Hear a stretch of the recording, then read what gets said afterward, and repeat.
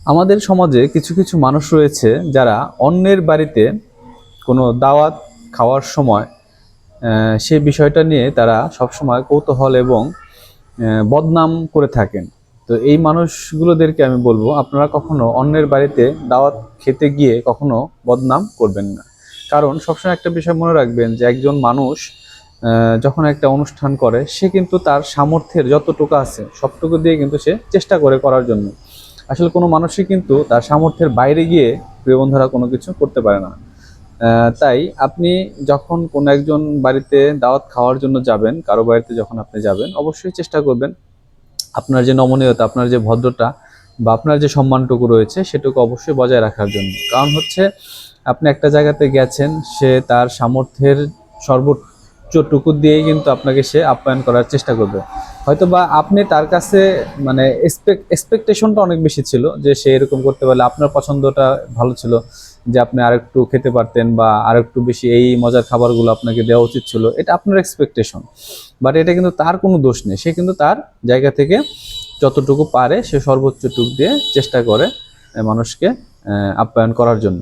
কিন্তু আমাদের সমাজে কিছু কিছু মানুষ রয়েছে, তারা অন্যের বাড়িতে দাওয়াত খাওয়ার জন্য গিয়ে যদি একটু মানে তার মনোপুত না হয়, তখন কিন্তু সে বদনাম করার চেষ্টা করে দেয়।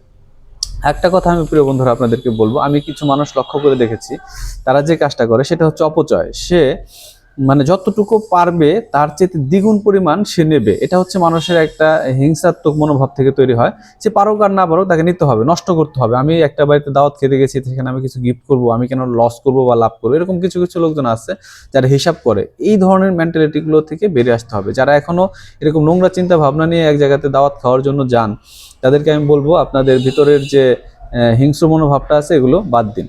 আপনারা যাবেন, ভালো কথা। আর যদি মনে হয় যে না, আপনার সেখানে লস হচ্ছে, যাওয়ার দরকার নেই, আপনি বাসায় বসে থাকেন। আপনাকে কেউ জোর করে বলবে না যে আপনি কেন গেলেন না। যদি সে বলে, তখন আপনি তাকে উত্তর দিয়ে দিবেন আপনার মতো করে। বাট এক জায়গাতে গিয়ে আপনার এই হিংসাত্মক মনোভাব তৈরি করে আপনি যে খাবারটা যদি অপচয় করেন, নষ্ট করেন, সেটা কিন্তু আপনার রিজিক থেকে কিন্তু এই খাবারগুলো নষ্ট হয়ে গেল। আমি আবারও বলবো, প্রিয় বন্ধুরা, আজকে আপনারা যদি ভাবেন যে অন্যের বাড়িতে গিয়ে বা দাওয়াত খেতে গিয়ে আপনি কিছু খাবার নষ্ট করলেন, এটা আপনার কোনো ক্ষতি হচ্ছে না বা সেই ব্যক্তির ক্ষতি হচ্ছে, বিষয়টা কিন্তু সেরকম না। বিষয়টা হচ্ছে, আপনি যে খাবারটা অপচয় করবেন, সেটা হচ্ছে আপনার রিজিক থেকে সেই খাবারটা নষ্ট হয়ে গেল, আপনার রিজিক থেকে সেই খাবারটা কমে গেল। তাই প্রিয় বন্ধুরা, কোথাও দাওয়াত খেতে গেলে নিজের ভদ্রতা, নিজের শালীনতা বজায় রাখবেন এবং যতটুকু সম্ভব অপচয় রোধ করবেন এবং যতটুকু সম্ভব আহ, চেষ্টা করবেন যে ভালো আচরণ করে, ভালো ব্যবহার করে আপনার যে দাওয়াতটা খেতে গিয়েছেন সেখানকার সম্মানের সাথে সেখান থেকে দাওয়াত খেয়ে আপনি আপনার বাড়িতে চলে আসবেন।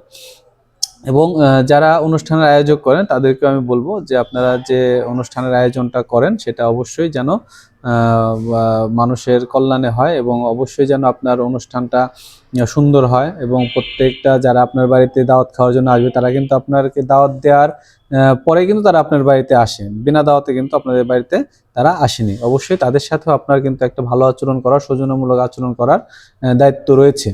তাই প্রিয় বন্ধুরা, আমি আপনাদেরকে বলবো, সবাই যার যার জায়গা থেকে একটু সচেতন হন, একটু সতর্ক হন। ভালো থাকুন, সুস্থ থাকুন।